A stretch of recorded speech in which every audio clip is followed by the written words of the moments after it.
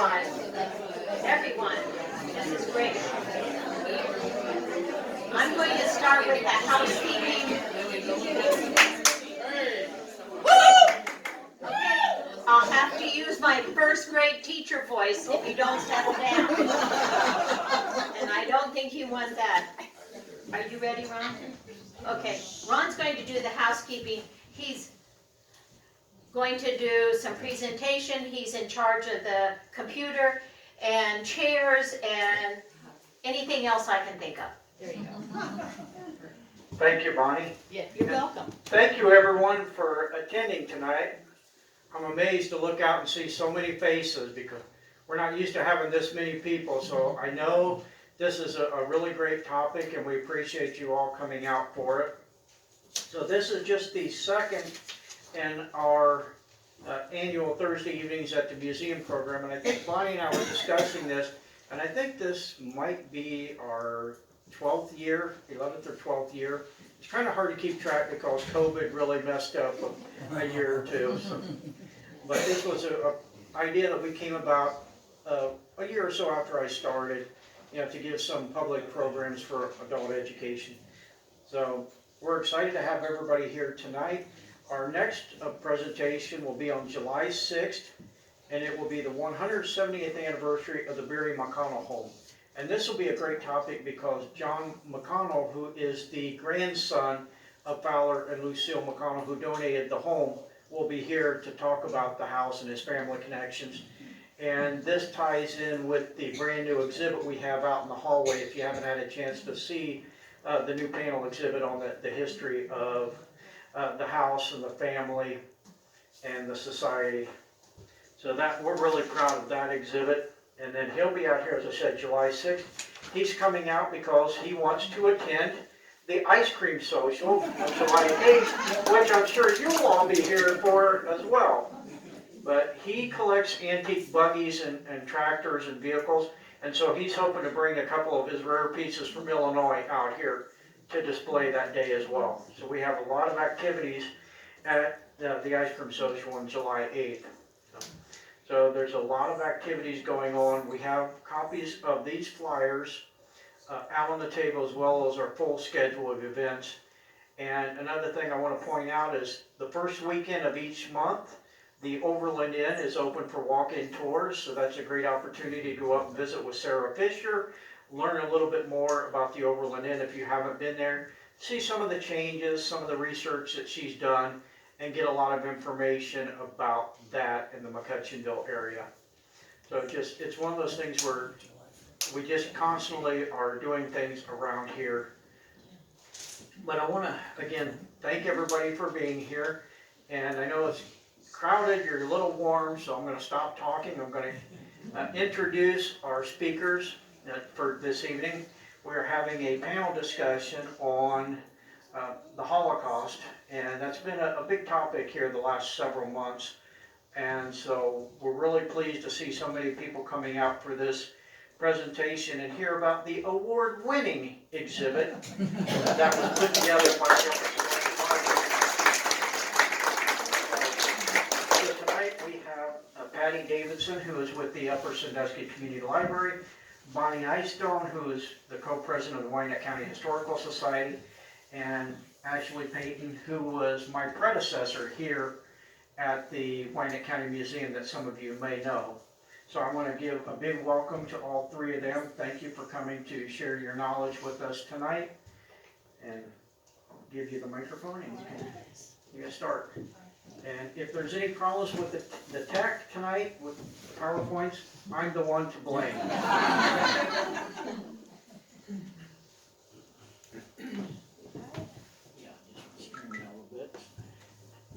Good evening. My name is Ashley Payton, and I am a 20th century historian. I specialize in American history, but my main emphasis is policy history as well as human rights and human advocacy. So when you look at the Holocaust studies, there is a huge, broad range of what you can specifically look at. For myself, I'm going to narrow in on one small aspect of the Holocaust itself. So often you hear about the Holocaust, you initially think of Hitler coming in and the Holocaust starting, the ghettos go up, the camps go up. You don't put much thought into how this all transpired and how efficiently the machine ran. I looked in particular at the policies that were set up that put the final solution into motion. So my area of research that I have spent a lot of time on is the American Eugenics movement and the impact this had on Nazi biopolitics. I've also researched Mengele and his impact on biopolitics and how that ties into propaganda. So there's a lot of big words, but it all does make sense, I promise. Mainly, I'm looking at how America impacted Germany and how America had a role in the establishment of the final solution.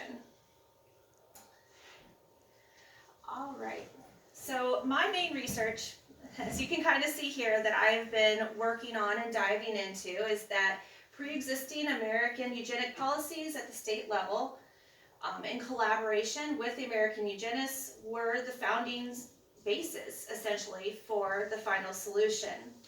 So I looked at how these different policies and racial purity laws were already in place in Nazi Germany and how they were able to kind of escalate things. So when you go back in time, you're looking at July 14th, 1933. Just 6 months after Hitler is appointed Chancellor of Germany, the law for prevention of offspring with hereditary diseases was passed and implemented by January 1st. So you're looking at a very narrow window of time to put in laws that would essentially sterilize a huge portion of the population.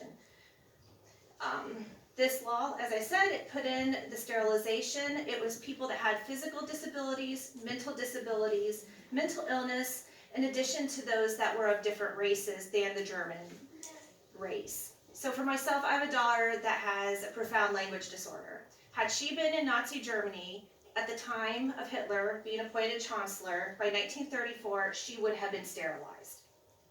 So that kind of puts it in perspective. So before I really dive into Nazi Germany, it's really important to kind of get a foundation and an understanding for eugenics itself, because a lot of this did start in America before Germany picked up on it. So there is a lot of discussion of eugenics as far back as Plato. I was originally going to go into philosophy, and there were a ton of stuff discussing. Can you define eugenics, please? I am getting there. You're looking at what is the best for a population. So when you're looking at eugenics from an American standpoint, you're going to look at what was considered positive versus negative eugenics. You're going to want the positive, obviously, because that's going to show the more prominence and the better things that would show up in a population. Eugenics also is a way to improve humans through scientific means. So these are not normal traits that would typically pop up consistently in a population. Instead, you are taking these positive traits, you're breeding it into, same as you would cattle or dogs or different things, you're breeding in these positive aspects into a population to make it the predominant traits. So, as I mentioned, this is a timeline that kind of shows the establishment of eugenics within the United States. It goes as clear back as 1883. That is a really far back time when you look at Hitler going to power in 1933. Clear at the bottom, it discusses 1941 is when the final solution. So you look at above that, you have 1903, the American Breeders Association, and the goal is to study eugenics. 1896, there are marriage laws that make it illegal for feeble-minded individuals to marry. And it wasn't until 1970 that these laws were revoked. However, there are still laws in place up to 1980 because each of these policies was dependent on the state. So when you're looking at state policies, it varies from state to state to state.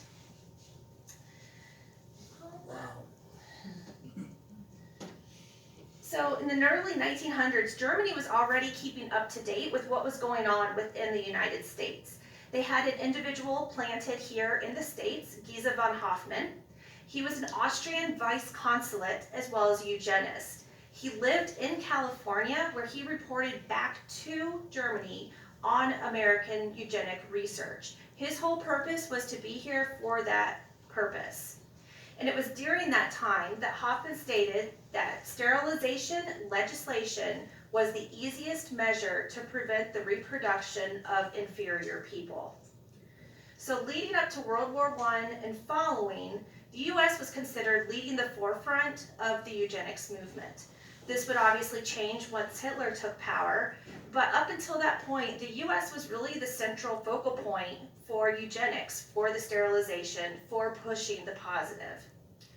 So while Germany was staying informed of the development in America eugenics, Americans were also in constant communication with Germany. So there was a constant flow of information between the two countries back and forth.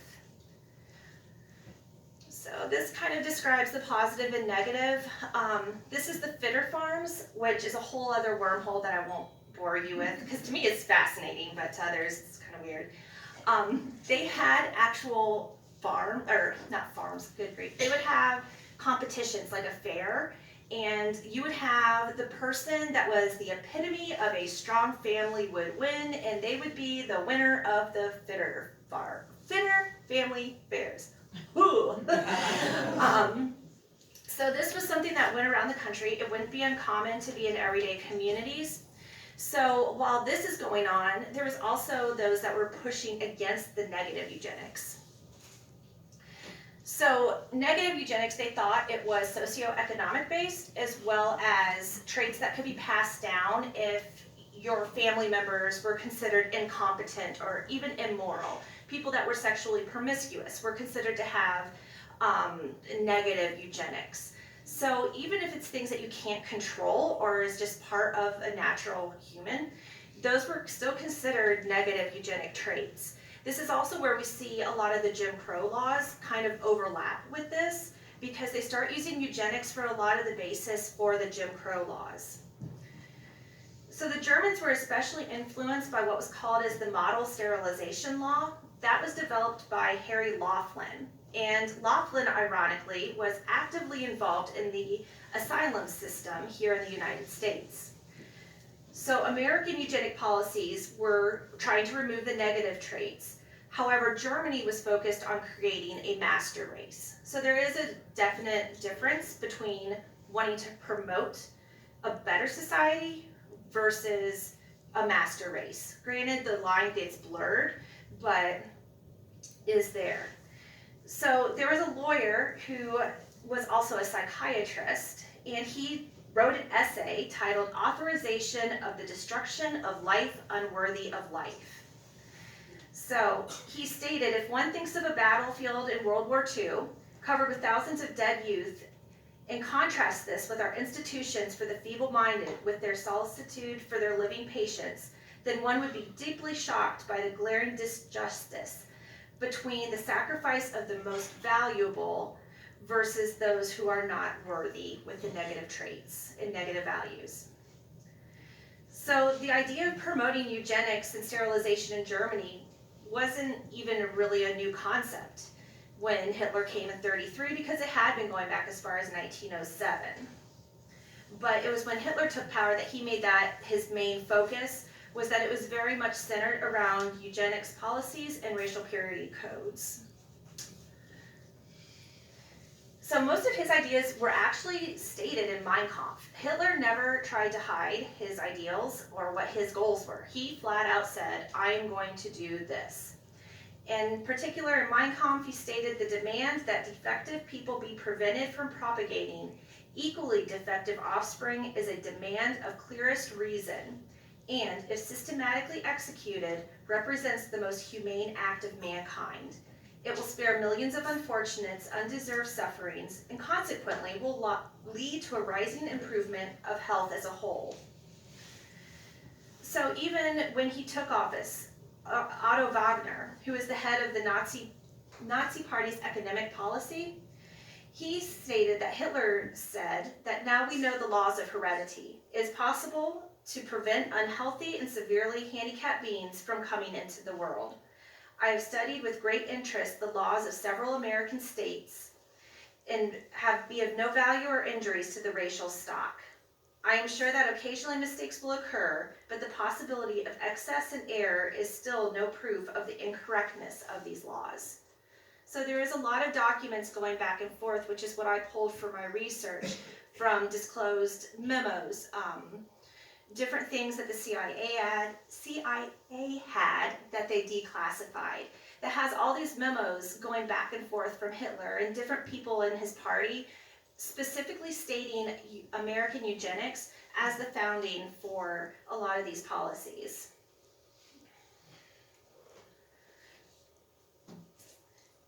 So it wasn't until June 2nd of 33 that they formed the Expert Committee of Questions of Population and Racial Policy.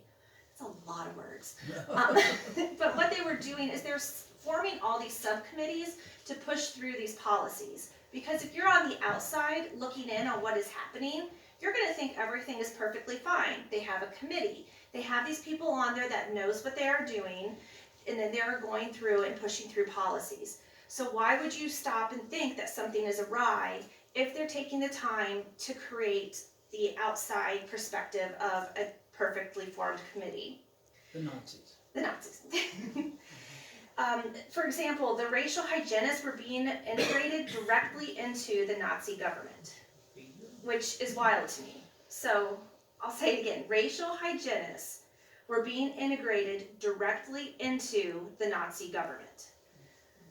And they had individuals that were the father of racial hygiene, director of the Reich Statistics Board, champion of blood and earth, professor of social anthropology, the second Führer, director of Kaiser Wilhelm Institute for Genealogy, professor of medicine, member of the Reichstag, the head of the Nazi Physicians League, and the head of the Hitler Youth. So if you have all these people that are on a committee in a government position, you're going to think that everything is going smooth and everybody is where they need to be. Eventually, other members would join the committee, including Himmler, and various industrialists as well. The goal of the committee was to replace a lot of the policies that were implemented during the Weimar Republic. So they're trying to make it seem as though we're just going to switch this policy for another policy, and maybe no one will notice the fine print on how significantly different these two are. So it was on July 10th that an announcement was made declaring the formation of a committee consisting of all the Reich ministers. Shortly after this announcement, this committee broke into 3 separate areas that dealt with finances, migration, social policy, and demographics, but also racial hygiene and questions pertaining to women's health, which covered child welfare and motherhood. So at first you see migration, all these other things, and then you start seeing these other aspects about childbirth and mother's well-being. So the whole point of these committees were to remove unfriendly family provisions in taxes and policies, develop policies that were in support of what they considered genetically fit families, but also to collect data, demographic data, develop policies to push those higher birth rates, because if you're cutting out people, you need to be able to supply it with what you think are positive, with good birth rates. Because they were concerned with the aging population, there was a low German birth rate. How are we going to fix this? How are we going to rectify this and continue to push our ideals with a good, solid foundation without having what was considered the degenerate offspring? And you did not want the genetically diseased. So they put together an estimate, and they thought as many as 500,000 individuals were considered genetic defects in Germany. However, experts consider the truer figure to be as high as 20% of the German population. So this wasn't the Jews necessarily. This wasn't just one group. We're talking 20% of the population that they felt should just be sterilized. And this is before the final solution. So they moved forward, and the law went in full effect by January 1st, less than a year later. And what's interesting is all of this is happening is there's a ton of turmoil going on in Germany. A lot of my argument with the rise of Hitler is the main reason he was able to come to power as quickly as he did was because of the turmoil. People thrive in a time where they are desperate to believe in something, they will believe in anything. And you are so distracted with the noise around you that you don't see what's right in front of you. So when these laws went into effect, there's this whole chaos. And at the same day that the policy went into effect, Hitler also outlawed any other opposing political parties. So you see all this happening so quick. So once this was implemented, the German citizen that was found to have a genetic deficit could be sterilized per the opinion of a higher hereditary court. So you could be sterilized against your will just because a court says you should be. So part of the law, and this is kind of word heavy, so I'll condense it, but anyone who is suffering from a hereditary disease can be sterilized by a surgical operation if, according to the experiences of medical science, it is expected with great probability that the offspring will suffer serious hereditary or mental defects. That individual will be sterilized. And if you had mental deficiency from birth, schizophrenia, manic depressive lunacy, epilepsy, Huntington's, blindness, deafness, or physical malformation, you would be sterilized. No questions. And there was nothing you could do to prevent that. Also, if you were suffering badly from alcoholism, you'd be sterilized. And what's fascinating is a lot of these laws aren't too far off from what was already established within the United States. If you cross-reference these reasons to those for asylums, they're almost identical. And those same individuals would have been sterilized within the United States. For Nazi Germany, thousands of individuals who were outsiders were now at risk for sterilization. It's called Lebens... Okay, I can translate German. I cannot speak German or the lick, which is a huge problem as a history major. But essentially life unworthy of living. So they would deem that your life was unworthy, you would be sterilized. And it was a common term used throughout. So these higher hereditary courts were established across Germany who would hear these cases and then determine if you would be sterilized or not. They consisted of a lawyer, 2 medical doctors who would review medical records and then base your information on what's in those reports.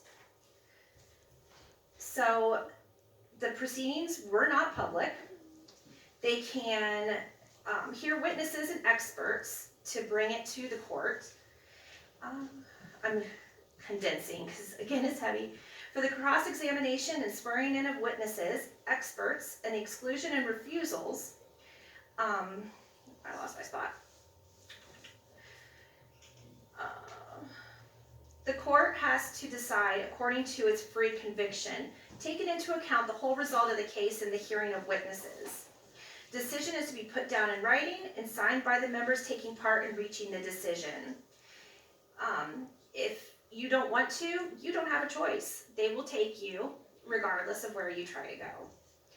Unfortunately, if you tried to petition against being sterilized, they were dismissed, and those that tried to hide were found by Nazi agents. It provided an opportunity for an individual to object to be sterilized, but it didn't give you a chance to really, truly object and try to get out of it.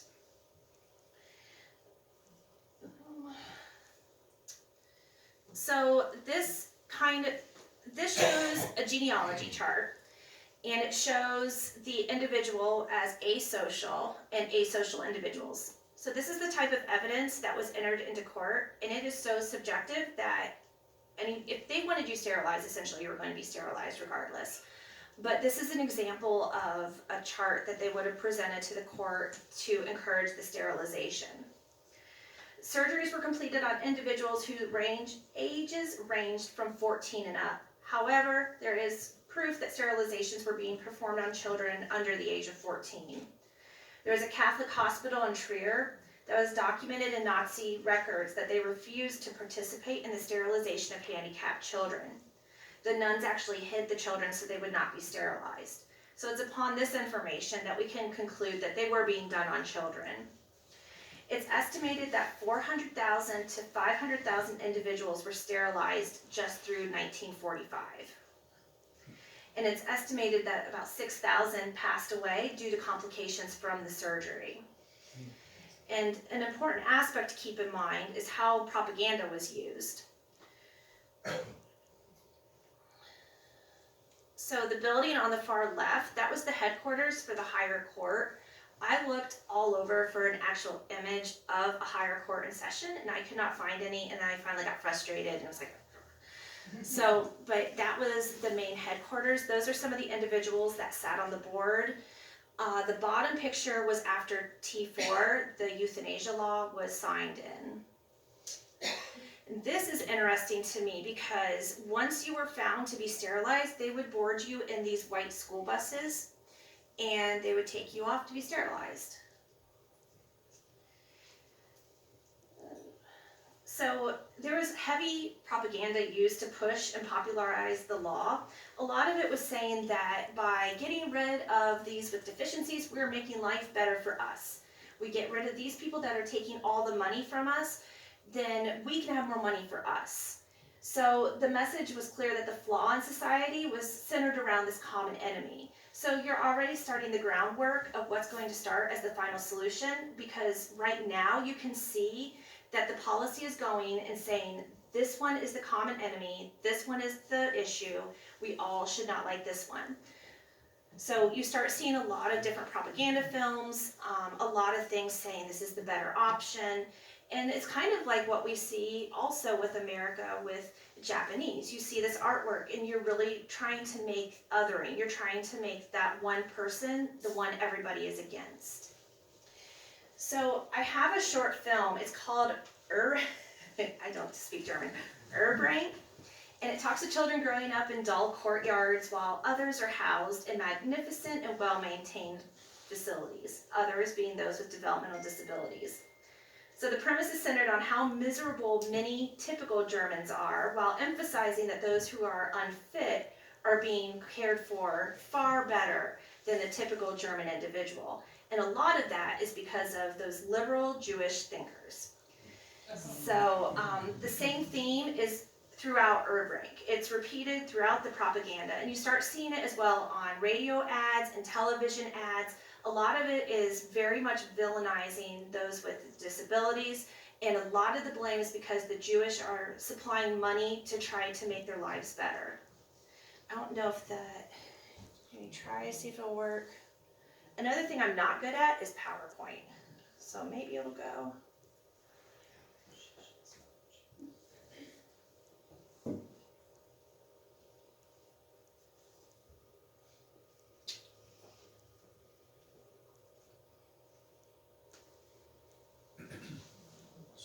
On the computer, but I don't know that it's transferred up there. Okay. That's all right. But we'll keep going. If it works, I can head back. But the same idea was used for a ghetto called Terezin. It was used specifically for propaganda purposes, and it was shortly after the sterilization law went into effect. It seems to show a lot of, did I royally screw it up now? Oh, okay. This is the Terezin ghetto, and if you look, oh, I forgot I have a beeper thing. Watch out, world. Pachow. Okay, I have the power. This is a full choir. The one directing was a very famous conductor. They had plays. They have this idea of a perfect courtyard. And all the time, they are recording all of it. And you can kind of see here the Nazi film.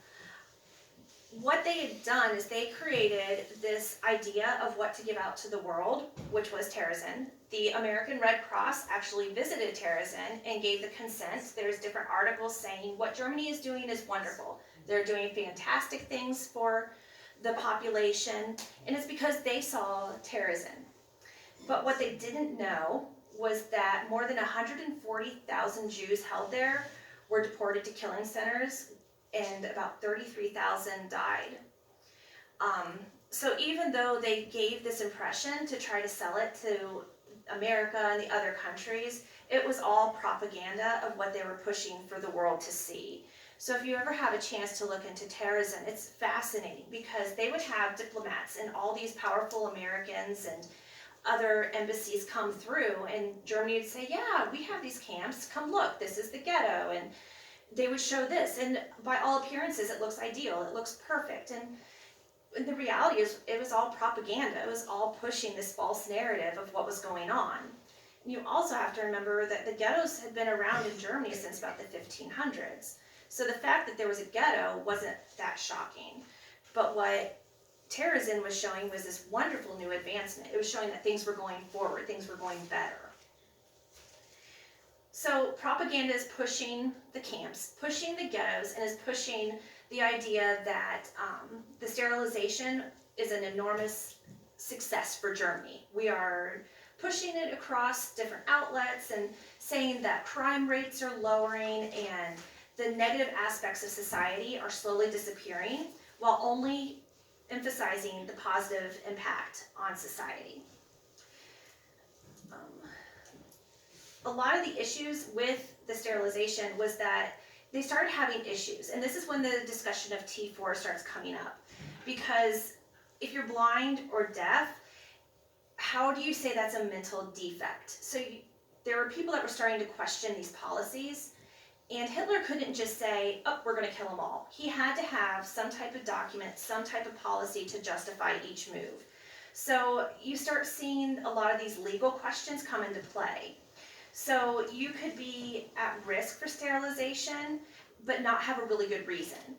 So you start seeing the genealogy come into play, and then also the T4, which was the euthanasia law, start being discussed. So how this ties back to the US, I promise there is some coherence to my madness. The states colored in black are those with sterilization laws, and each one having done more than 300 official operations. So in 1935, 45 Nazi lawyers visited the US. They were having problems in Germany with their sterilization laws. How can we fix this? Well, we go to the United States. They've had these laws longer. How can we rectify this? Once they came back to Germany, they were able to make 5 different amendment changes to the policy and revamping what they were doing to try to make it more effective and encompass more things legally. It would also serve as the basis for the euthanasia laws. Also, we still have Germans hiding in America, relaying information.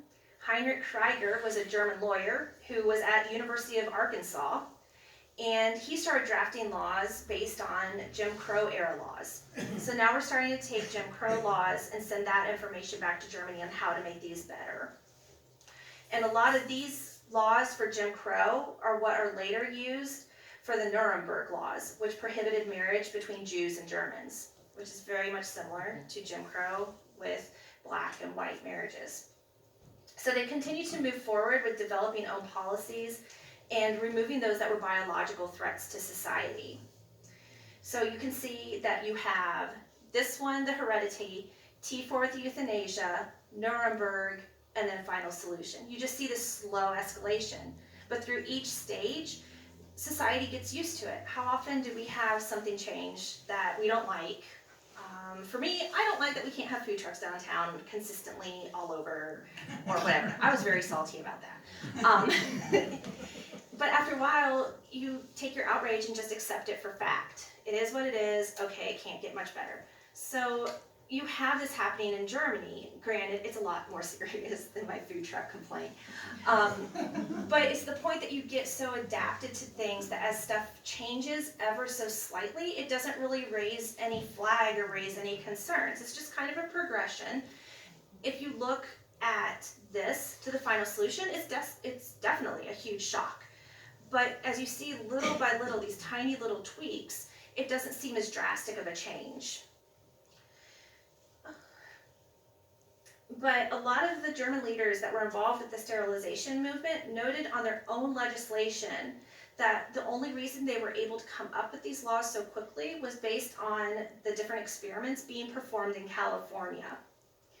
It would have been a difficult undertaking to do a mass sterilization program in Germany had they not drawn on prior and previous experience. Again, 6 months. What other way could you have taken such an intense program and switched it in 6 months if you didn't have some sort of template to follow? So when Marie Kopp, she's a peach. If you have a chance to look into her,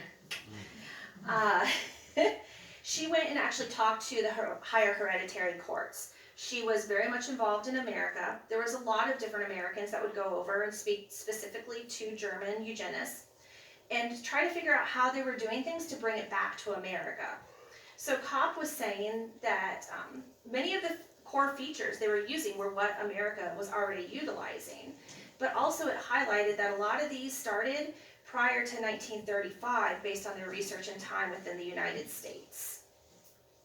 So these are some of the documents that I utilized. The one on the bottom left was in the New York Times, and I always found that interesting. There is also a huge write-up in a 1935 article for the New York Times, really hailing the eugenics research and promoting what they were doing, saying that Nazi Germany was essentially on to things.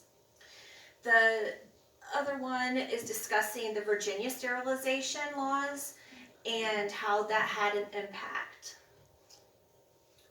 And then the president of Harvard, who got himself in some hot water. So this is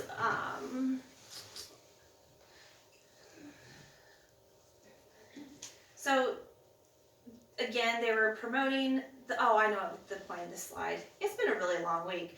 A lot of the funding financially for a lot of these programs were also coming from the United States. You have the Rockefeller Foundation, which supported Joseph Mengele. There were several other very large groupings, like Carnegie was sending money for eugenic research. There's a lot of discussion about Disney. There's a lot of money going back and forth. You want to be on the winning side, and the time of this stuff that was going on, Germany was winning. You're going to want to support the winner because it's going to come back and benefit you in the end. This was interesting to me. I used it in my research as well. There's a lot of letters going back and forth from Himmler and the doctors. And this is talking about how to more effectively and quickly sterilize women.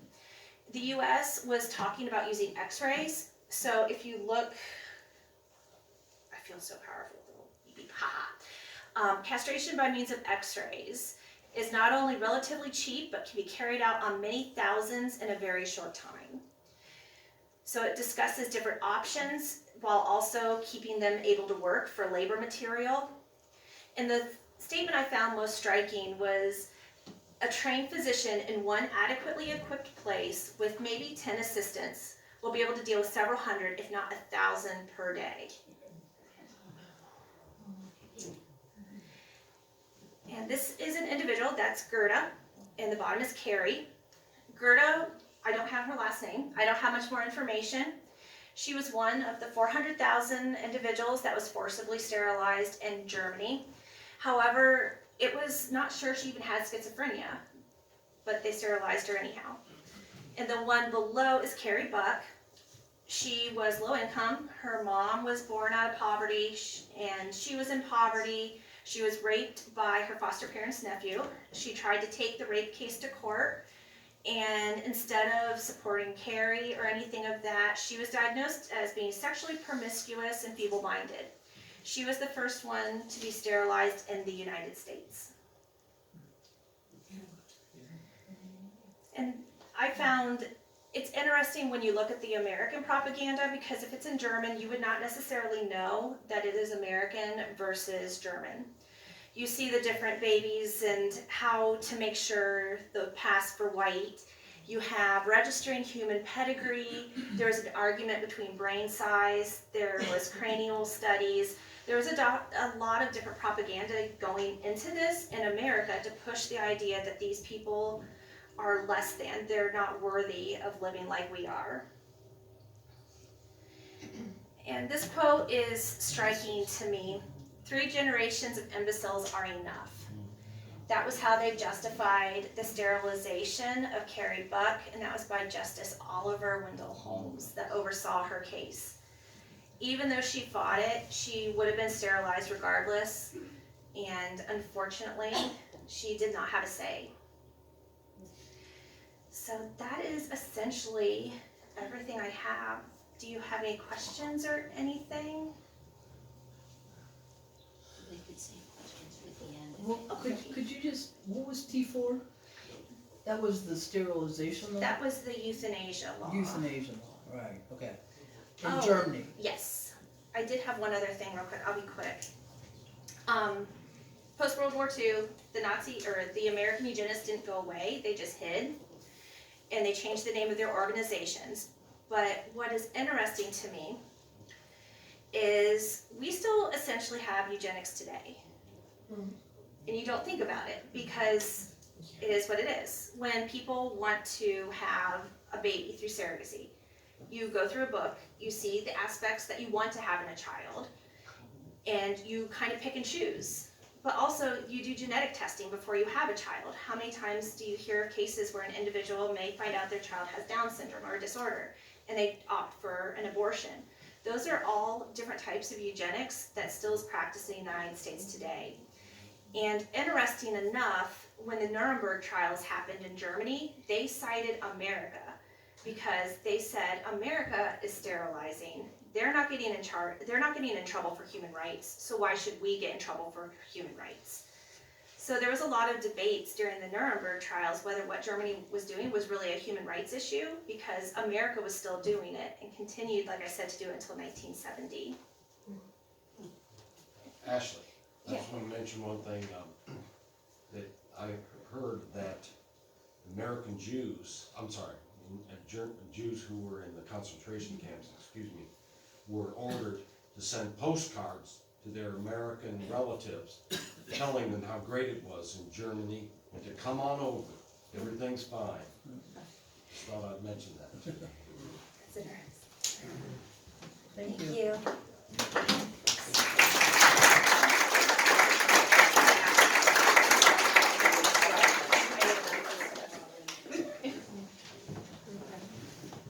Hello. Hi. I'm Patty Davidson. I'm kind of famous right now. Saw me on front page of newspaper. The library, Sunday night won an Upstander Award, Cincinnati Holocaust and Humanities Center for our display. Yay, there we are. For our display about the Holocaust, for moving it into the library. We had a Holocaust survivor do a talk with us on a Zoom meeting, and they like that. They think we're pretty awesome. So there are some graphic images in here, not a lot. I cut a lot of them out. The Holocaust was a very, very graphic thing. It's very hard to talk about without showing you something. So we'll start here. The Daughter of Auschwitz, that is the book that I read that started this whole thing back in October. Love this book, recommend it to everybody. A lot of what I'm going to talk about today has to do with books, and I have some on the table, because I'm a librarian. That's where it all comes from. Tova Friedman's the youngest survivor of Auschwitz. She was 6 years old when the Russians liberated the camp.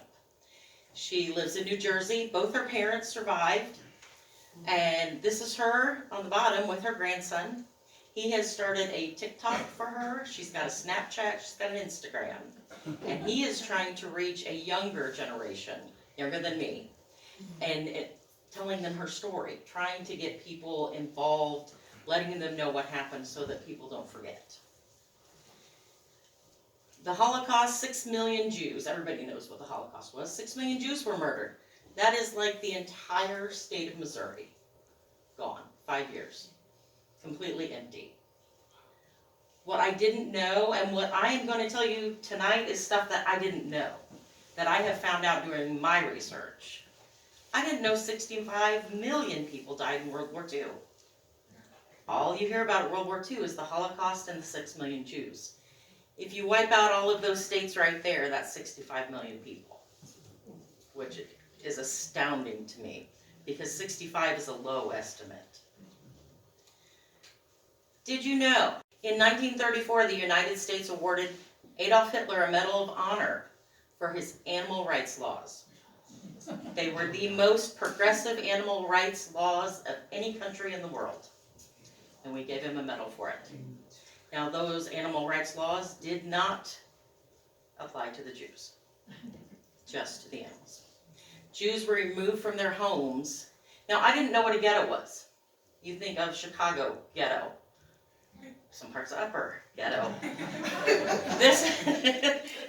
This is an actual area of a city that was walled off, bricked off, barbed wire put on top. You could not get out. It was your prison. There would sometimes be 4 families living in one room of an apartment. They had very little food brought in, no medicine brought in, and thousands basically just starved to death there. Once they liquidated the ghettos, that's when they actually went to the concentration camps. The Nazis constructed 44,000 incarceration sites. Forced labor camps, which were the concentration camps, and the killing centers, which was Sobibor, Treblinka, Auschwitz. When you think of the Holocaust, what do you think of? Auschwitz. There were 44,000 different camps. The only photo hanging in Hitler's office, the man he admired most in the world, was a photo of Henry Ford. The leader of the Hitler Youth used that to recruit people. Henry Ford was a rabid anti-Semite. He printed it in the Dearborn Weekly papers. He hated the Jews. And that's what they used to get people to join the Hitler Youth. If Henry Ford, who is this great guy, and we all love Henry Ford in Germany, if he hates the Jews, then guess what? So should you. The Jewish population has never recovered from the Holocaust. There were 16.5 million Jews in 1939, and there's only 15 million now. They never got it back. Let's say, did you know? There's a question as to whether a Jewish man was the one that turned in Anne Frank's family. I'm not going to tell you what they found out, but you have to read the book. From your library. From my library, yes. From my library. The primary motivation in Amsterdam to turn in Jews was money. They got money per Jew. $6,500 is what it equals per Jew to turn someone in. And there were many, many, many occasions where Jews turned in other Jews for the money. In 1940, the Jewish population in Amsterdam was 80,000. And 3 years later, it was considered Jew-free, which we know is not true because there were thousands hiding. But yeah, money. In 1938, 32 countries met in France to consider how to help the Jews.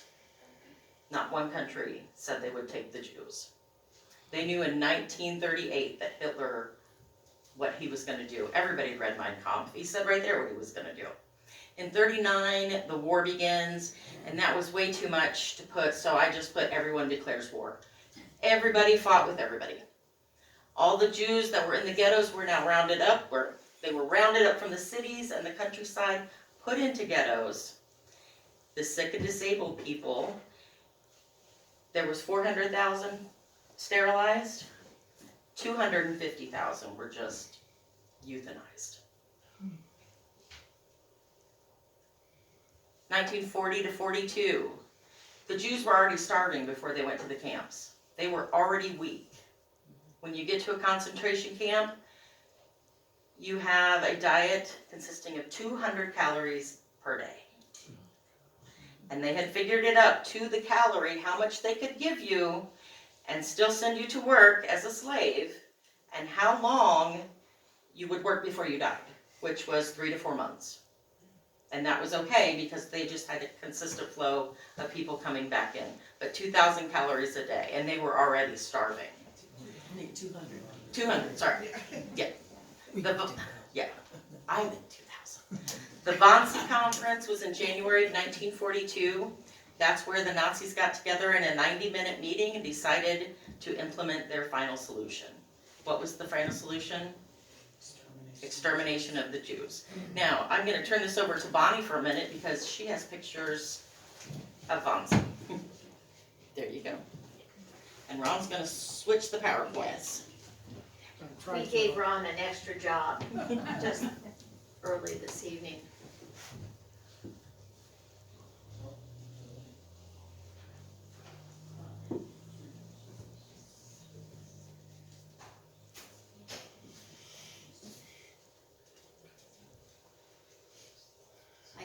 I saw it on the computer. I saw the picture I wanted on the Yeah, I computer. know, I've got to get out of the other one.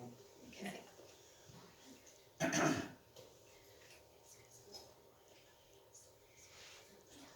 Okay.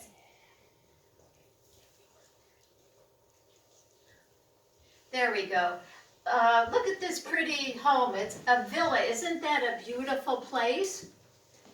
Ron, next picture. This villa is located on the Wannsee. Wannsee is a suburb southwest of Berlin. It was during World War II and still is a very upscale part of Berlin. I've been fortunate, Tom and I have been here twice, and we've walked through the streets of Wannsee, and there are yacht clubs and fancy restaurants and so forth.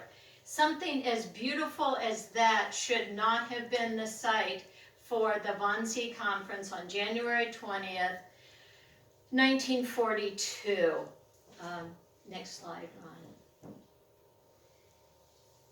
Inside the Wannsee Conference on that date, 15 men, the higher-ups, the ones that ran like the aviation industry, railroads, foreign office from the Nazi Party, met in this villa, and in a very short time, they really formalized how to proceed with the final solution. And then we have to go back a little bit to when the Nazis first thought, when they came to power, that they would have the Jews immigrate. You know, we'll just get rid of all of them that way. Well, it worked for a short while, but the problem was, and you can probably imagine, we want to move these Jews to other countries, but nobody would take them. Not every country, including us, all countries had a very low quota for the Jews. So that wasn't going to work. And this is just a little aside. How many of you have heard of the voyage of the St. Louis? This would have been in May of 1939. There were 975 passengers on this ship. Most of them were Jewish refugees trying to get out of Germany. Well, first the ship went to Cuba. Cuba wouldn't even let them get close. Then they sailed north and they went past the United States. The United States said no, sent them back to Europe. Belgium, the Netherlands, and France actually took these people, but of those 900 or so, 243 died in the Holocaust. So now immigration is not working, and when the Germans invaded the Soviet Union in June of 1941, the groups followed, and they were killing Jews by the 10, 20,000 at a time. You've all seen these pictures. You know, they make the Jews dig their own trenches and then shoot them and dump them in the graves. Well, that wasn't fast enough. They weren't going to get rid of the Jews and make Europe Judenfrei at this rate. So we had to think of something better. So that's what these men were doing, sitting around this table. And there is a wonderful movie. It is called Conspiracy. And to be careful, there are a couple movies by that title. But this one stars Kenneth Branagh, Colin Firth, and Stanley Tucci as Adolf Eichmann. But this conference was headed by a man by the name of Reinhard Heydrich. And his nickname was the Blonde Beast. And he has been written and talked about as probably even more evil than Hitler. He was just a soulless person. But if you watch this movie, you will understand what I'm saying. And a World War II historian said, watch this movie because the dialogue is taken from the minutes of this. And that's another interesting story about the Wannsee Conference. These people knew what they were doing was wrong, so Heydrich said, destroy all the minutes. And most people did, except one person, and wait till you hear his name, Martin Luther was one of the participants in the Wannsee Conference, and for some reason he kept those, and those were found after the war. So that's how we know more specifics about the Wannsee Conference. Hitler never signed anything, and the only paper that Hitler signed concerning the murdering of people was he signed the paper after the Warsaw Uprising in August of '44 to annihilate Warsaw. That's the only sort of evidence. I mean, we all know that what Hitler was guilty of, but that's the only thing that he signed. So, I think that's all I wanted to say about the Wannsee Conference. And I'm going to give this back to Patty. Okay. We'll go back to my phone. Yep.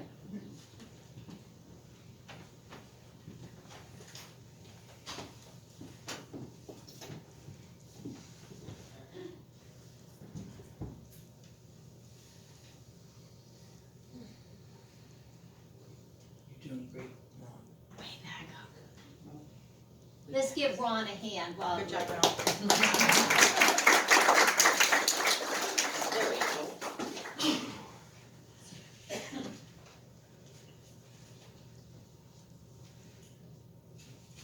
It's Ron. Okay, now we're back. Alright. After the Wannsee Conference, the final solution they decided to implement, that's when they came up with the idea to use the gas.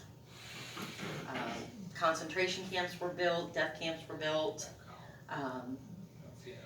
Dachau was a work camp. Yep, it wasn't Auschwitz was kind of a work camp / death camp, but Chelmno, Belzec, Sobibor, and Treblinka, when you went there, you just went straight to the gas chamber. There was no work camp involved with it. The Nazis also let 5 million Soviet prisoners of war just starve to death in a camp. They locked them up and just left them there. Sterilization experiments began, and Zyklon B gas was used. There we go.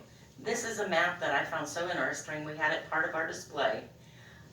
You hear about Auschwitz, but you don't hear about any of the others. I had no idea there were this many concentration camps or this many death camps. This was eye-opening. And most of these are in Poland. They didn't want to dirty German soil. So they moved everybody to Poland because they didn't like Poland. 4042 continues. 1941, the New York Times reports 400,000 Jews were machine gunned down in Germany.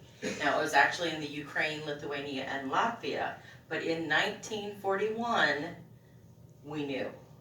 The United States knew what was going on.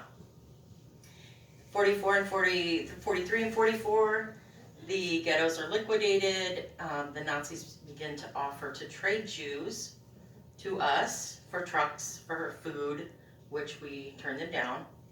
And at Auschwitz, 10,000 people a day, every day, are murdered. The last transport of Jews was sent to Auschwitz in October of 1944. They were liberated January 27th, 1945 by Russia. I thought it was us. I thought everything was us. It was Russians. This is a picture of selection at Auschwitz. The women and children are on the left. Anybody elderly, the people in this photo, within, I would say, 3 hours were already dead because they went straight to the gas chambers. Anybody able to work, on the other side, they were sent to the camp. They were tattooed and made property of the Germans, and they were sent to work. This is a very interesting book, and I had to throw this in here because it wasn't just the SS guards that were so terrible during the Holocaust. It was also the secretary of the Ukrainian police department that went out and killed Jewish children for fun. and a Gestapo wife. There's other women that they talk about in this book, but it's very graphic. I will warn you that. I had no idea that. I knew there were female guards that were horrible, but to find out there were just regular Germans that were just as horrible, that was kind of surprising. 44 and 45, we've got liberation of the camps. Hitler commits suicide because he's a coward, and then Germany surrendered. This is my graphic picture. If you don't want to look at it, don't look at it. This was Bergen-Belsen. This was one of the camps that we liberated, the United States. And these are pictures that the United States Army took while there. There were 13,000 dead bodies laying around the camp, and the guards didn't care. The guards did not get out in time and were still there when the Americans arrived. And the picture on the right, we forced the Nazi guards to bury all of the bodies. And all of the Nazi guards, men and women, Nazi guards in this picture, were all hung for war crimes. So. These are Auschwitz liberation photos. I don't know how some of them were alive, but they were. Where's my highlighter? Where's it at? That one. That one. Oh, okay. This little girl right here, that's Tova Friedman, who wrote the book, The Daughter of Auschwitz. That's her being interviewed by the Russians. My focus has been what happened after liberation. Because for the library, we did a timeline of how this happened from the very beginning, the rise of Hitler, up to liberation. And all the documentaries stopped at liberation and went straight to the Nuremberg Trials. Nobody talks about what happened after. What happened to the Jews? Did they go home? No, they did not. They did not have homes to go to. Anti-Semitism did not stop just because Germany lost the war. 1,500 Jews were killed, shot, or stoned trying to go back to their homes. 20,000 Jews died after liberation because those skeletons, you just can't recover from that. There's no way. The country borders were not clear. Money had no value. This is an infrastructure picture. This is a city. There's no roads. So if you're in Poland in a concentration camp and you are liberated and you are from Czechoslovakia, you are walking across the countryside. Nobody has any food, nobody has any water, and thousands died trying to get back to their homes. With no homes to return to because the Germans would not give back the homes. They weren't giving them back. They went back to the camps. And at the concentration camps, they were called now displaced persons camps. And they stayed at the camps, sometimes for years. Overheard in Humana, Slovakia, so many Jews have returned. Hitler didn't do a very good job. This is a story of Irving Roth. The movie is called Never Again. It's on Amazon Prime. It's his story, and it is wonderful and horrible, and I cannot recommend it enough. It is a beautiful story. But he is the one that overheard that when they went back to their home in Slovakia. They ended up going back to a concentration camp. Now, they lived in concentration camps until they could get immigration papers, because nobody wanted to stay in Germany. These are famous authors. Elie Wiesel, Chief Rabbi of Israel. His name is Israel Meyer Lau, and he is currently the Chief Rabbi. Henry Oster and Irving Roth were all liberated from Buchenwald at the same time. Now, I know that Elie Wiesel and the Chief Rabbi knew each other, but I don't know if they knew the other two. They were all teenagers, young teenagers, and they were all liberated from Buchenwald. These are just some pictures of displaced person camps. Some camps were great, some camps were not. Some had rations again with the food and strict rules. 40 million people were without homes after the war. And sometimes they were in the camps for years before they got immigration papers out of Germany. There's more pictures of the camps.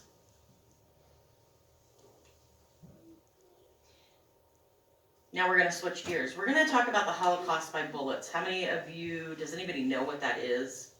You know what that is? Good. I didn't know there was such a thing. The Nazis didn't use Zyklon B, the gas, until 1942. They started killing Nazis, or killing Jews long before that. And it started in the Ukraine. The Baba Yar ravine outside of Kiev, Ukraine, within 2 days, they killed 33,000 Jews and left them in the ravine. And the book, The Ravine, tells the story of that family. That's what started the Holocaust by bullets. That's before they had gas, before they had camps, they were just going to shoot them. There are 2 books by Father Patrick Dubois, In Broad Daylight, and The Holocaust by Bullets, where he goes behind the scenes. He does a lot of research into this because it's not something that people talk about. When you think of the Holocaust, you think of Auschwitz and the gas. But this was a huge thing. It happened in Lithuania, in Latvia, and Estonia. They were under Soviet rule, these countries. And when Germany invaded, the Soviets backed off. Yay, they thought they were going to get independence, which they didn't. But they tried to prove themselves to Hitler. They took it upon themselves, the civilians of these countries, to murder their own Jews, thinking that Hitler would give them independence, which he didn't. He never had any intention of giving them independence. But those are some of the photos where they were taken out. They would tell everybody else in town that the Jews were being taken to a work camp. We're just going to take them to a work camp. But they actually took them out to the woods. Yeah. Our People is a book about the Lithuanian Holocaust. Very good. And the picture on the right is a picture I took just the other day at the Cincinnati Holocaust and Humanities Center. That is a mural, and it's actually made out of bullets. It is all bullets. It's very 3D, and that is what it represents as the Holocaust by bullets. Lithuania is right there for those who couldn't picture it on a map, because I couldn't. Vilnius was Vilna, and there's a lot of forests and swamps outside of Vilna. Thousands of people, rebels, called partisans, camped in the forest. They lived in the forest outside of Vilna. There was a Russian camp, a Polish camp, Lithuanians had their own camp, and the Jews had a camp. There were 300 members in the Jewish camp. These people weren't just living in the woods. They had underground bunkers. I mean, they were set in. They lived there for 4 years. And during that time, the local peasants around them and the villagers would help the partisans. They were on their side, except for the Jewish partisans. And then they offered no help at all.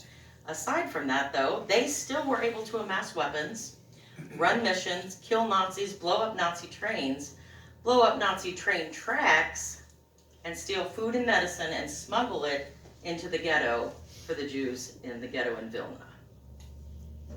The leader of the partisans was Abba Kovner. They became a group called the Avengers.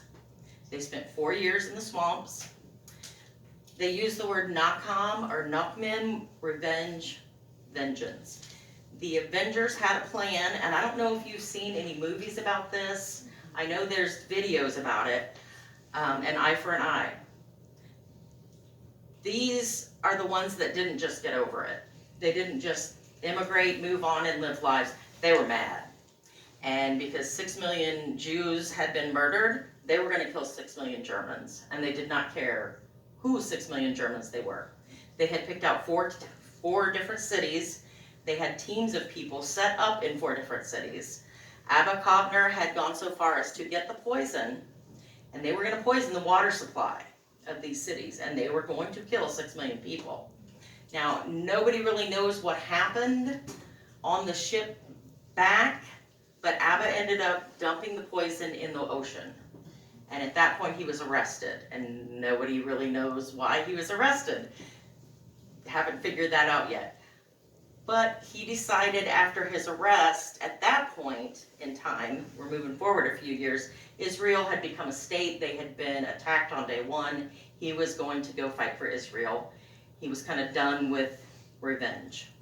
But they did manage to poison with arsenic 3,000 loaves of bread going to the German POWs. Yes, they did. They had over 2,000 people end up in hospital. And some died. They aren't willing to say how many because they don't really want people to know that they were able to do this to the German POWs. But they got a little bit of revenge because it mostly made them sick and give them diarrhea. Nachkom is the book. It talks about the Jewish Brigade, which is kind of like the Avengers, only it was formed by British soldiers. The Avengers, they all had the same goal, revenge. The Jewish Brigade finds and kills former Nazis that escaped justice. They targeted Nazis. The Avengers targeted Germans. They were mad at all the Germans. And everything bad that happened, and we talk about no countries taking the Jews, these are the countries that helped, because we're going to kind of end on a better note. Finland stated, "We prefer to die with the Jews. We will never betray them." Bulgaria refused to deport Jews to the camps. They allowed a few to go to the work camps until they found out what the work camps were doing, and then they stopped all deportations. Spain allowed 40,000 Jews to enter their country. Holland went on a countrywide workers' strike twice to protest the taking of the Jews, and then the SS came in and said, if you do it again, you're going to die right away, and they didn't do it again. Denmark, they protected all of their Jews, and 90% survived the Holocaust. Japan, allies with Germany, our enemy in this war, offered thousands of Jewish refugees sanctuary in the city of Shanghai in China. Morocco is the one I find most amazing because Morocco is 95% Muslim. And still in Morocco, they had 300,000 Moroccan Jews. Their king, Muhammad, stated, there are no Moroccan Jews here, only Moroccans, and he would not deport a single one. Italy, the Jews were protected under Mussolini. When they murdered Mussolini, the Jews were rounded up and deported. Most were rescued by the Italian people. The Vatican, hundreds of priests, nuns, hid Jews in churches and monasteries and convents, even though the Vatican did not come out specifically and protest the extermination. The Vatican stayed silent during all of it. They took it upon themselves to say these are human beings. We're going to do whatever we can to save them. Abba Kovner, head of the Lithuanian Avengers, was hidden in a convent dressed as a woman before he became the underground leader of Vilnius Jews. And there are several documentaries just on him. Before we read this one, I will tell you Abba Kovner became a poet. He was a poet through all of this. He ended up living in a kibbutz in Israel, a commune in Israel, and he's a very famous poet. So, final did you know?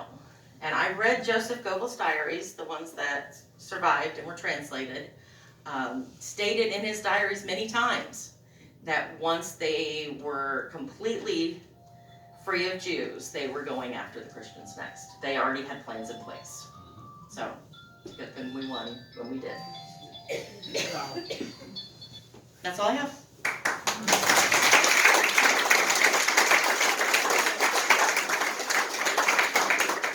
Okay, while Ron's doing his magic, you know, you talked about revenge. Well, the Czech people, I guess you could say they got revenge on Reinhard Heydrich, the blonde beast. In May of that year, 42, some Czech partisans with help of British SOE assassinated Reinhard Heydrich. And he was riding in his open Mercedes to his office in downtown Prague. And these Czech partisans attacked him. Where is he? Yeah, well, go back, Ron. That's Reinhard. You can see him on the top row on the right. Anyway, the Czech partisans tried to assassinate him. They didn't kill him on the spot, but they shot up his car, and pieces of his car went into his body, into his blood system.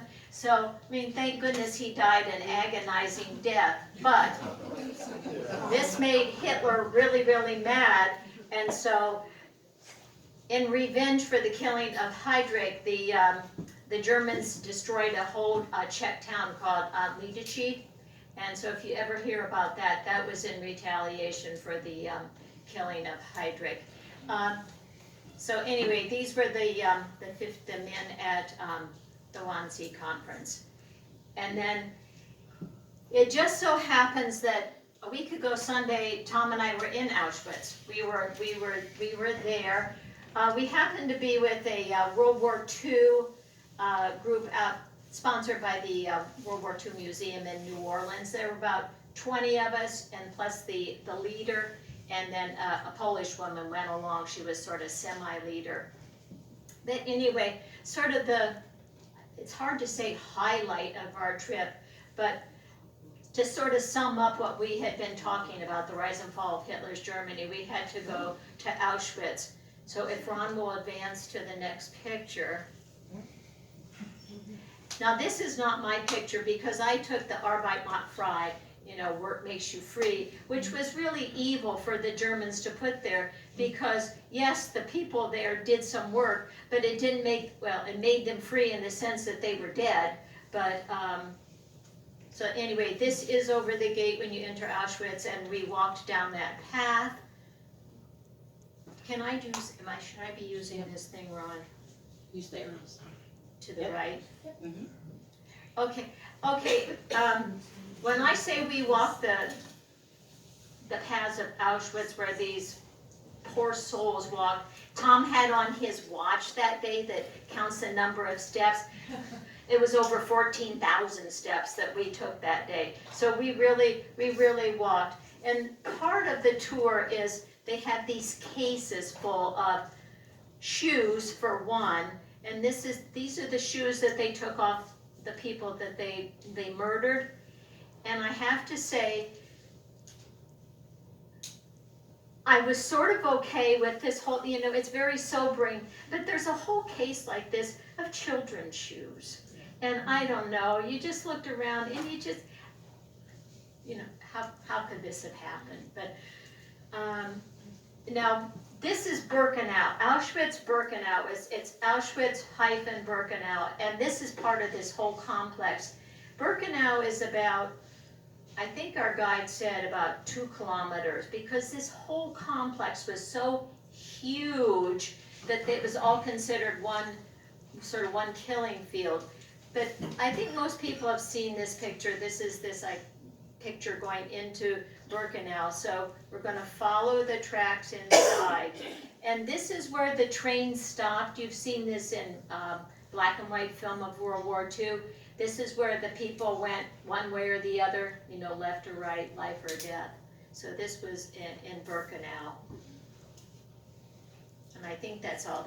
And so I was really pleased to see that there were lots and lots of people at Auschwitz, and I know they get, I don't know how many visitors they get per year, but we were not allowed to take anything into the we could have a little bag, but we carried, I think we had to carry our passports in, but the women had to leave our bags on the bus.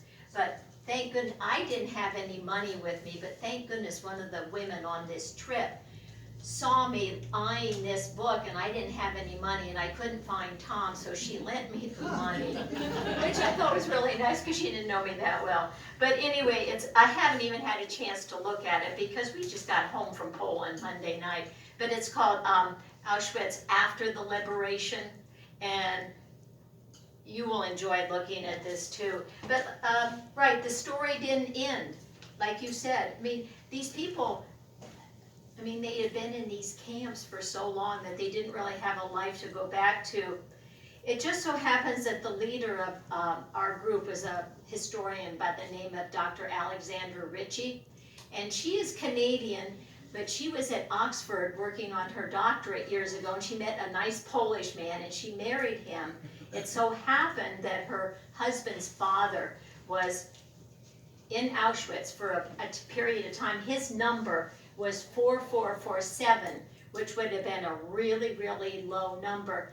But he had worked for the Red Cross, so the Red Cross worked to get him out of Auschwitz, and which he did, and he became a thorn in the Nazi side. He became a true patriot, and he's really celebrated in Poland today. He passed away, I think she said 6 or 7 years ago, but she took us to a museum in Krakow that it's dedicated to him, you know, part of the museum, so he is a real hero. So, you know, we're all of us were talking with this historian who has studied this for years and years, and we kept saying, how could this possibly have happened? Kill these people, you know, women and children. And she said, you know, I've studied this for years and years. I'm a published author. And she said, she says, I can tell you what happened, but I can't really explain why. I mean, how can people do this to other people? So, now, are there any questions for any of the three of us? Terry. For the librarian in the room, I read a book from the library called The Escape Artist. Mm-hmm. Have you got that over there? I don't have that up here, but I've heard of that book. That is a very good book. It's about actually 2 guys that escaped from Auschwitz. Cool. I'll make sure we get it in. I got it from up here. We might actually have it. We are probably going to be doing another display at some point, and taking you through a different part of the history, because we had no idea when we did the display that we were going to end up having Nazis. That gave us a lot of publicity, I will say that. We were in the paper, everybody heard about us. So, as long as it piques the interest. Well, yes, sir. Okay, I want to bring up a good book or movie that y'all might want to see or read if there's a book. And the name of the book is called Il Giardino dei Finzi Contini. That means the garden of the Finzi Contini. Okay. The reason why I know these people is their grandson is married to my cousin. Whoa. And so we had a chance to visit with the family, and I spent the night over there. Had dinner with the family. They're a wonderful family. You know, they speak Italian beautifully. If I may add, they're disappointed that their grandchildren don't speak Italian as well as they like.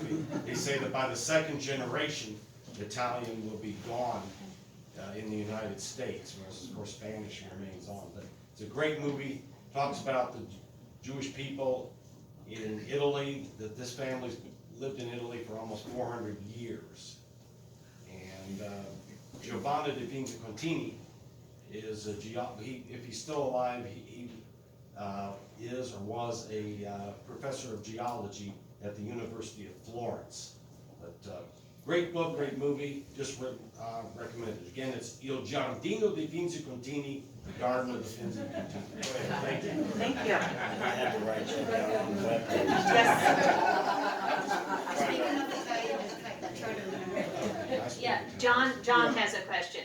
I don't know, I was gonna tell, Or, I don't know if there are any teachers in here, but I taught junior high English, and I think it's February when Diary of Anne Frank and all this was taken to Auschwitz. We found out, and read a little play by Anne Frank, and she was really a nasty girl, by the way. I mean, she was not what you picture her to be. Spoiled rotten and all that stuff. But the other thing of what we did then, the last day, the kids came in and I started screaming at them to sit, and they each had a number that we wrote on their hand. And I put a number on their desk, and for that whole period, we just used the number. And you guys were, you know, people were going, Mr. Kelso, what's going on? And then we spent about, I would guess it's blocked, so probably 40 minutes, and you'd be surprised what kind of reactions you get. And they had to do it on their hand, and then I brought in fruit and vegetables, And then I put some ice cream bars and things like that, and they couldn't have that, candy bars, I'm sorry. But just the fruit and the vegetables, you know, just regular. And the other thing we did, and this is a different era now, we can't do this stuff, but we took, I cut up, I think it was from Schindler's List, or one of the movies, and all it was 15 seconds of, and there wasn't anything on here, I didn't get in trouble, but of the old people that were almost naked. And what I did with that is, and you know, kids are, they do what you expect. They didn't do anything bad at all. I said, now when you see this, you gotta realize that's your grandpa and grandma and things like that, it doesn't matter. And kids were, you know, I can't believe that. And we did things like that, and then we also had to be a little careful with this one. We simulated the gas chamber. Okay, and we just took well, I forget what, my science teacher gave it to me, but it was just like you could see it. But you couldn't, you know, it didn't hurt you, but you could see it. And I said, now visualize that you're walking into well, we did it. We had the boys' locker room, and they had to walk in and just smell that, and not see it more than smell it. And kids were, you know, that simulated the gas chamber. So I think if you do anything like that, kids will remember that, and nobody really covers that, you know, and we don't do that stuff anymore in teaching, but it was such a great experience. It sounds good. I think you know that I started my teaching career at PS 189 in Manhattan, school in a ghetto in New York, but all the supplies were down in the basement, you know, our paper and pencil and stuff like that, and then there was one paraprofessional in charge of it, so I went down to get my paper and stuff towards the beginning of the year, and she was bending over picking up the boxes, and I saw this, so I thought, what is that on her arm? Anyway, thank goodness I didn't say anything to her, and I asked one of the other teachers, she had been in Auschwitz. So, yeah, yes. You said something about not all the Germans were Nazis. Was there any pushback from them, or were they attacked because they weren't Nazis? They ended up in the camps too. Yeah, Oh, they did. you know, Okay. it was I guess it's hard for us to understand, but, you know, or children were sometimes turning in parents, neighbors were turning in neighbors, and there was the death penalty if you were listening to the BBC. It was governance by terror, and so it was only the very bravest. You know, Germany, France had an act of resistance. Again, it was a small portion of the society, and the Netherlands. But Germany, there was no active resistance like there were in the other countries. Now there was that. How many people have heard about the July 20th plot to kill Hitler, shooting him in his headquarters in East Prussia? Tom Cruise starred in the movie Valkyrie. That was about that movie. Anyway, part of our trip was to go and to see where Stauffenberg actually tried to assassinate Hitler. It's way in sort of in the mosquito-infested part of eastern Poland. But that was really the only resistance that had any possibility of succeeding in Germany. People were frightened. Yeah. There was, oh, sorry. No, go ahead. There was the White Rose group. How many of you have heard of the White Rose? No. Yeah, I am fascinated. It was a group of kids that saw what was happening in Germany and they knew it was wrong. So they started drafting up pamphlets denouncing Nazism and saying, this is wrong, we have to change, we cannot do this. And they hid under the emblem of the White Rose, and they would go to the universities and throw down the pamphlets on the ground and run. And unfortunately they were captured. They were told if they would denounce their beliefs, they would live. If they wouldn't, they would be killed. And all of them refused to accept the Nazism and refused to denounce what they were doing, and they all ended up, they were hanged to death. But it ended up that it was kids that were the most vocal, saying, this is wrong, we can't be doing it. Yeah. There are still, when you walk around in Germany today, there are still memorials to the Sophie and her brother, help me with their last name. Scholl, S-C-H-O-L-L. Well, sure. Yes, but they really had no, yes, they were so brave but they really had no chance. They had no backup. The only people who had any chance of succeeding in Germany were the army, and they tried it and they didn't succeed. So, yes. A couple years ago, I was down at Wright Pat, the Air Force Museum. Yeah. I met an older gentleman, had the numbers on his wrist. Yeah. And he said, I was in a concentration camp. And I said, he was a teenager. He said, anybody ever seen it? He had no idea what that was. He volunteered. And that's how he survived. But he never saw his family again.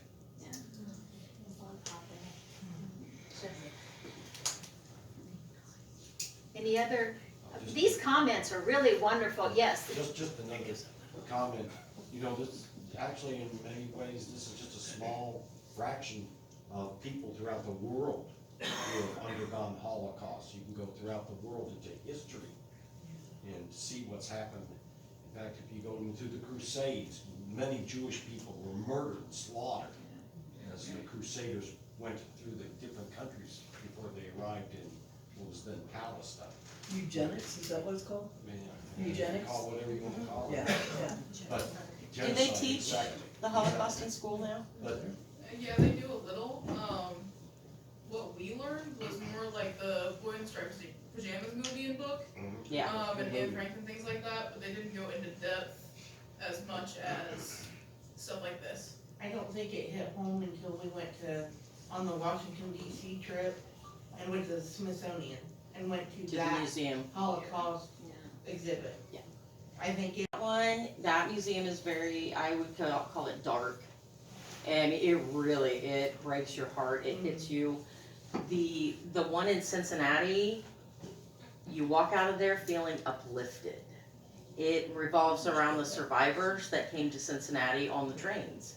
And it is in the old Union Terminal train station. And you walk out of there thinking, you know what, I'm gonna go do something to make a difference in this world. It is a wonderful museum, I recommend it. Yes, ma'am? And we've got 4 passes to that and the gift thing for our summer reading program. We do, we have passes for that. And we can also get you passes because the Holocaust and Humanities Center loves us. One thing I wanted to add with your comment about the Holocaust is that's a huge point of contention with Holocaust studies. There's genocide and then there's Holocaust. And it's very specific that the Holocaust is a unique event specific to the Jewish population that occurred. And then there's genocide. And it's been fascinating to see how there is a differential between it and how do you define genocide. There's no set definition for that because of it being so up in the air on what you consider a genocide. For myself, I consider Navajo a genocide. You had a group of Moravian Indians, it exterminated that whole group of individuals, that's a genocide. But there's others that can debate that what Americans did to the Native Americans as a whole was a genocide. So it's interesting when you start looking about how it's taught in schools is whether the Holocaust is taught, but also is a genocide taught. Because those are both very important aspects that need to be recognized and understood. Okay. Are you guys good?